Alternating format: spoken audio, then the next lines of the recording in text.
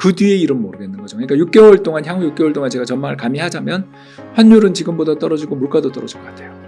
이거는 제가 거의 좀 뭐랄까 이렇게 감이 오거든요. 근데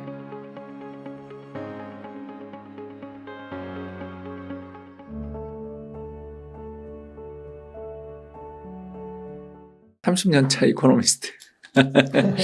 사실 30년을 해도 경제는 정말 어려운 것 같아요. 그래서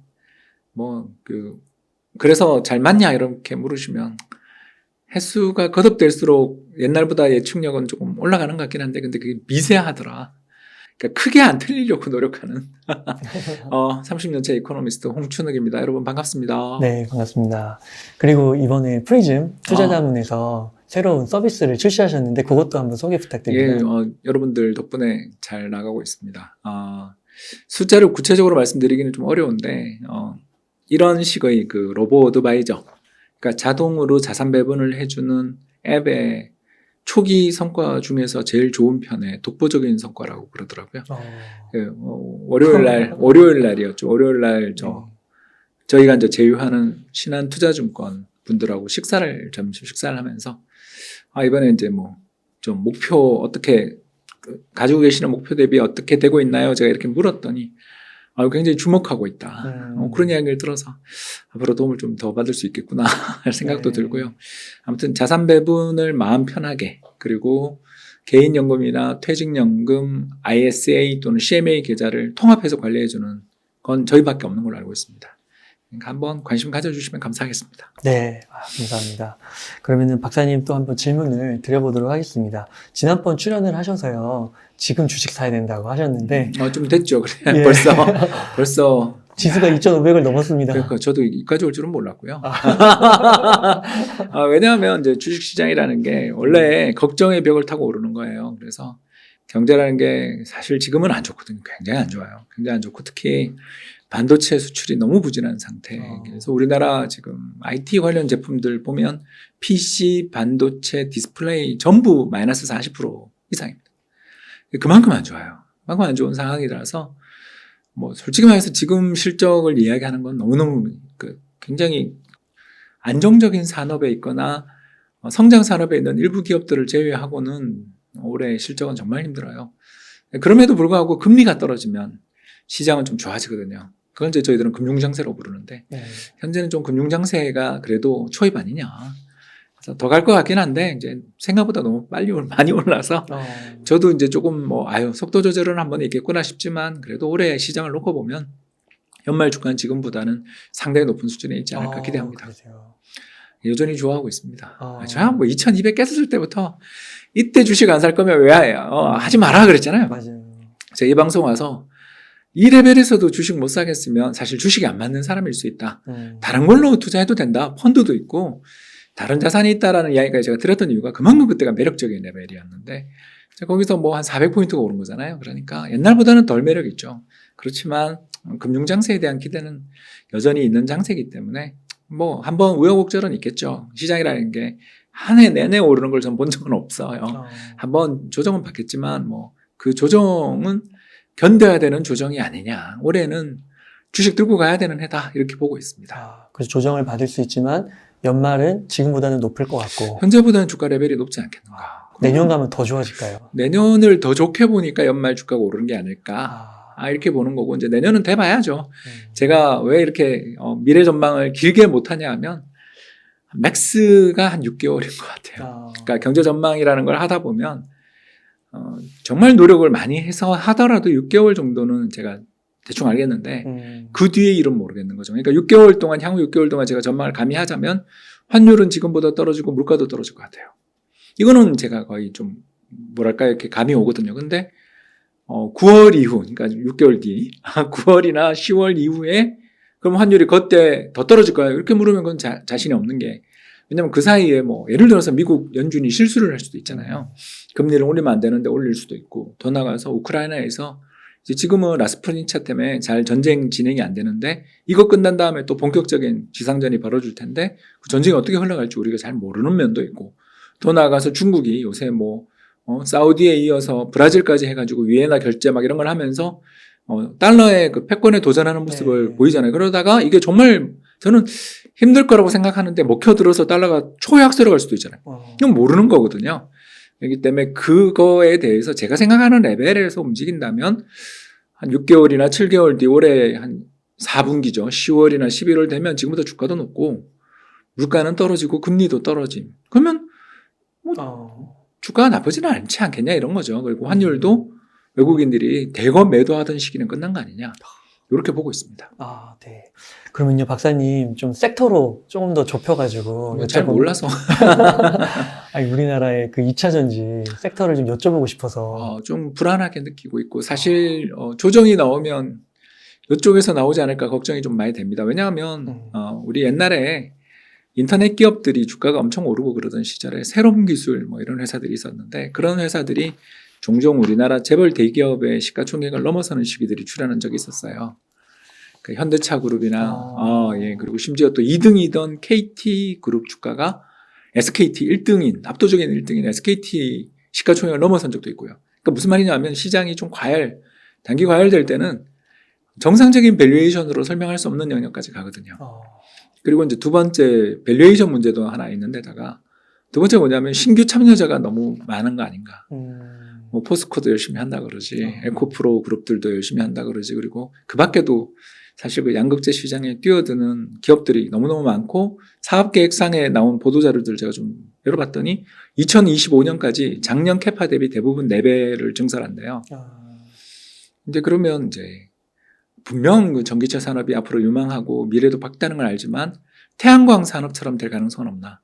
공급과잉. 예, 그 OCI가 물건을 못 만들어서 저렇게 주가가 빠진 게 아니거든요. 산업 자체가 중국이 뛰어드는 바람에 오버캐파가 돼서 공급 과잉으로 저렇게 어려움을 겪거든요. 태웅이라고 풍력발전 테마로 한때 시가총액 코스닥 시가총액 2등까지 3등까지 갔던 기업이 있는데 그 회사도 보면 풍력발전을 못해서 주가가 빠진 게 아니고 너무 오버캐파가 돼서 그렇거든요. 그래서 증설 붐 속에서 뛰어드는데 우리가 잘할 거라고 저도 믿는데 그중에 옥석이 갈라질 텐데, 그죠? 산업이 치열한 경쟁에 이제 성장이 가파르니까 모두가 투자를 시작하는 상황에서 신입이 들어오고 있거든요. 그러니까 기술 장벽이 신규 진입자 입장에서 볼 때는 이 산업의 기술 장벽이 높지 않다고 보니까 들어오는 거겠죠.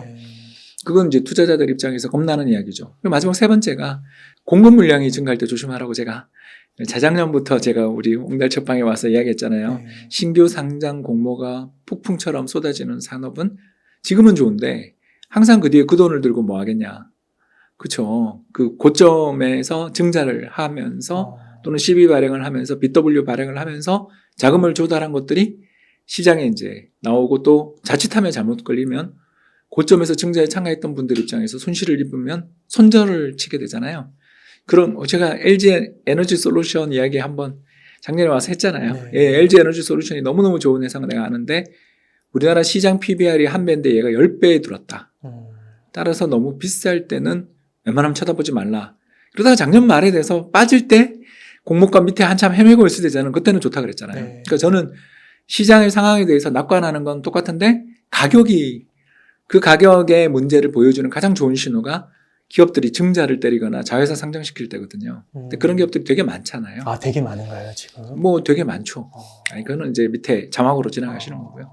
그래서 어떤 회사가 좋다 나쁘다라는 것보다는 너무 심하게 쏠려 있고 공급 과잉의 징후들이 있다면 저라면 뭐 여기서 다 팔라 여기까지는 저는 모르는 거고요. 일부 차익을 좀 실현해서 또 다른 제2의 2차 전지가 될 수 있는 산업들이 우리나라에는 얼마든지 많잖아요. 당장 지금 우리가 이런 이야기를 하고 있지만 아니 그렇게 전기차에 대한 수요가 그렇게 높아진다면 구리에 대한 수요도 엄청나게 높으면 거기 혜택 받는 기업들도 많을 거고 또 양극재뿐만 아니라 다른 부문에서도 또 수많은 부품 서플라이 체인이 존재하잖아요. 그런 것들에 대해서도 관심을 가져야 되는 거고 최근에 삼성전자 감산하면서 반도체 업황도 좋아진다 그러면 거기도 좀 봐도 되는 거고 또 이렇게 전기차가 잘 팔리면 현대 기아차 주가도 나쁘지 않을 텐데 이해되시죠? 그러니까 시장이라는 게 이쪽에만 된다, 이것만 된다라는 식의 생각은 투자를 함에 있어서 조금 경계해야 될 수 있다. 물론 난 이거 믿고 몇 배 났는데 무슨 소리냐 그렇게 얘기하신 분들은 투자의 고수시니까 제 이야기 들으실 필요 없어요.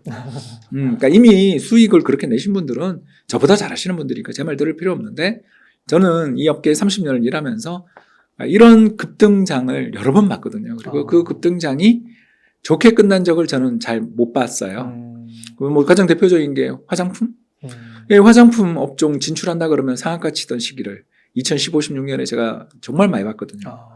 또 아까 풍력 발전, 2010년 태양광, 또 2005년, 6년 조선업 진출 다 마찬가지였어요. 그러니까 어마어마하게 좋은 업황이 빚어지고 미래의 성장 가능성이 높다라고 생각되는 산업에 가장 무서운 건 뭐냐? 공급 과잉이다. 그리고 공급 과잉의 리스크가 있는지에 대해서는 점검이 필요하고 그 산업이 좋다면 산업의 한 분야만 보지 말고 그 산업의 연관 산업들도 좋아질 거라고 생각되면 상대적으로 저평가되어 있다 싶은데도 관심을 가지자. 이런 정도가 제 의견입니다.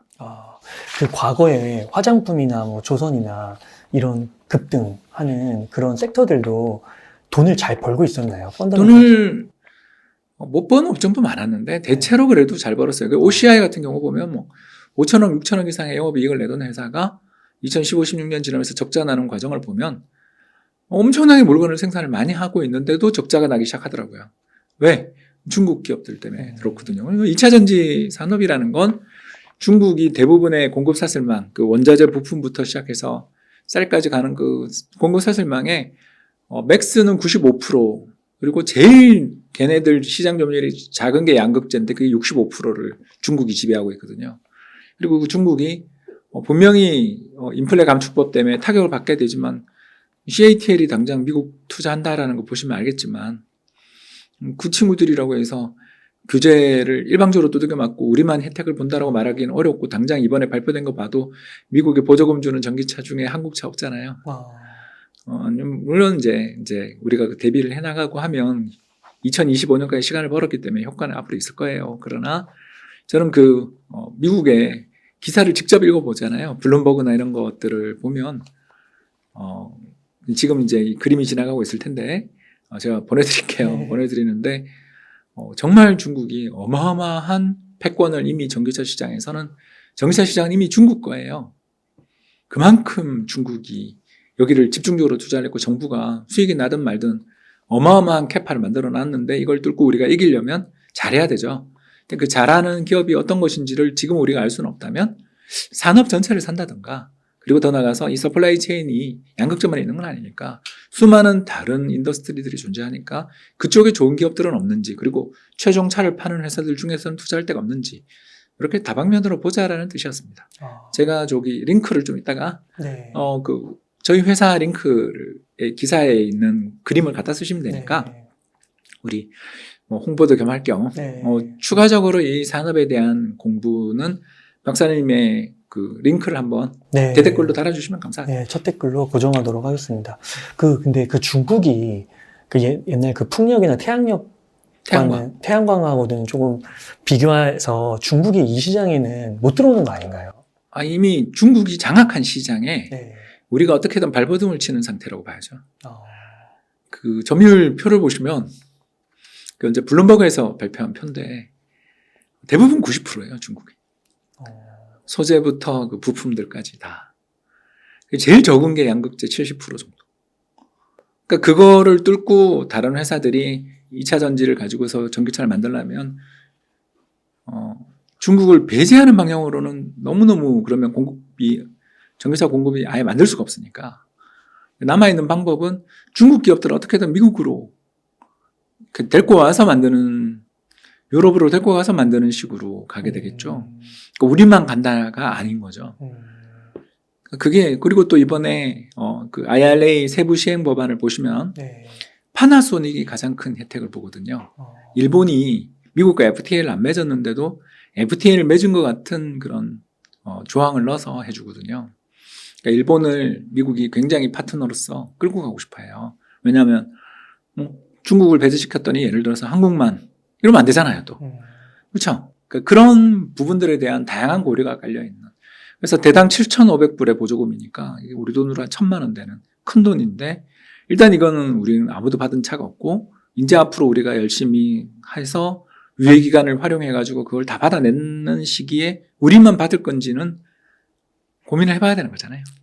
그래서 이 법이 우리한테 도움이 된다라고 해석하시는 마음은 저는 이해하는데 중국이 그냥 가만히 있고 이 시장을 완전까지는 안 되어도 거의 대부분의 공급 사슬망을 다 지배하고 있는 중국이 가만히 있을 거라고 봐야만 이게 가능한 전망일 수도 있잖아요. 그래서 우리는 모른다는 거죠. 저는 아까도 이야기했지만 6개월 뒤는 몰라요. 네. 근데 과거에 있었던 여러 가지 사례를 봤을 때 이 산업이 너무 비전이 밝기 때문에 너무 비전이 밝을 때는 증자도 많이 하고 상장도 많이 하고 주식 공급도 늘어나서 그 돈을 주식시장에서 조달을 해서 전부 공장을 지을 텐데 전부 미국으로 갈 텐데 그때 설비 투자에 들어가는 비용의 감가상각도 감가상각 기간이 길 거고 더 나가서 그걸 생산을 했을 때 정말 혜택을 볼 것인가에 대해서는 불확실한 면도 있을 수 있는 거잖아요. 근데 우리는 된다로 달려가고 있는 중이니까 이럴 때 제가 드리고 싶은 이야기가 그걸 팔라가 아니라 차익을 일부 실현하셔서 서플라이 체인에 있는 다른 기업들 그리고 최종 혜택을 보는 기업들 또는 저평가되어 있는 다른 산업도 함께 보시는 게 어떠냐 정도인 거죠. 제가 뭐 미래를 알 수는 없으니까. 네. 열려있는 미래라는 거를 좀 가정했을 때 너무 지금 주가 수준이나 이런 흐름들이 너무 좀 맹목적일 수 있다. 저는 그 시장이라는 게 항상 그 버블이 발생할 때는 거품이 발생할 때는 적정 레벨보다 좀 비싸다 싶은 레벨에서 끝나면 버블이 안 되는데 항상 거기서 더 가요. 그래서 저는 여기가 고점이다 생각 안 해요. 더 갈 수도 있다고 생각해요. 근데 과하게 달릴 가능성이 있잖아요. 지금 코스닥의 예를 들어서 신용융자 같은 것들 보면 지금 전부 다 레버리지를 많이 쓰시고 계시는 상황에서 올인하시는 경향을 볼 수 있잖아요. 그러면 그 뒤에는 굉장히 강력한 상승이 한 번 더 나올 수도 있어요. 그건 모르는 거죠. 그건 왜냐하면 환경에 따라 달린 일이에요. 예를 들어서 갑자기 한국은행이 금리를 인하해준다. 뭐 미연준이 5월달에 금리 동결한다 이러면 더 갈 수도 있는 거잖아요. 그러니까 제가 이야기하고 싶은 것은 그게 한 번 더 갈 수도 있고 여기서 두 번을 더 갈 수도 있지만 10년 뒤를 저는 돈의 역사를 계속 쓴 사람이잖아요. 돈의 역사를 쭉 지켜본 바로는 이렇게까지 모든 이들의 관심을 집중시키는 기업들이 1년 뒤 주가를 한번 놓고 보면 그때 홍 박사가 그런 이야기를 했구나라고는 아마 생각하지 않겠냐 정도인 거죠.